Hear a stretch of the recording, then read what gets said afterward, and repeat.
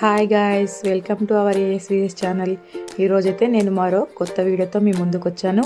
అదేంటంటే పసుపు రంగు ఎరుపు రంగు వత్తులు మనం ఇంట్లోనే ఎలా తయారు చేసుకోవాలో చూపించబోతున్నాను.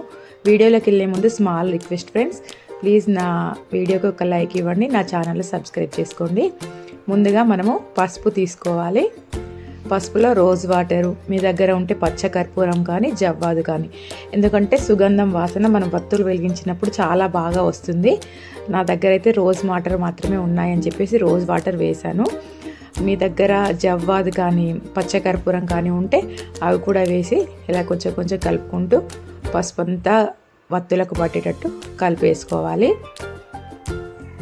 చూసారు కదా, ఇలా కొంచెం కొంచెం రోజ్ వాటర్ కలుపుకుంటూ పక్క పెట్టేసుకోవాలి. తర్వాత కుంకుమని కూడా అలానే తీసుకొని అందులో కూడా రోజ్ వాటర్ ఉండలు లేకుండా మంచిగా నీట్గా కలుపుకొని తర్వాత అందులో వత్తులు వేయాలండి. కొన్ని వత్తులు వేస్తూ అలా మొత్తం వత్తులకు పట్టేటట్టుగా నీట్గా కలిపి పెట్టుకోవాలి. అలా మనము ఒక హాఫ్ అన్ అవర్ పాటు కలిపి పక్కన పెట్టేయాలి. అప్పుడే వత్తులకు కుంకుమ పసుపు చక్కగా అంటుతుంది. అందుకే నేనైతే ఇలా హాఫ్ అన్ అవర్ కలిపి పక్కన పెట్టేశాను.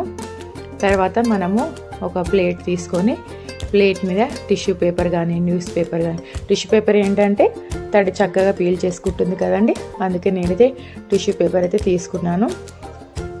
ఇలా టిష్యూ పేపర్ తీసుకొని అవన్నీ ముద్దగా అయిపోతాయి కాబట్టి ఒక్కొక్కటి విడివిడిగా తీసి అలా పెట్టేసేయాలి.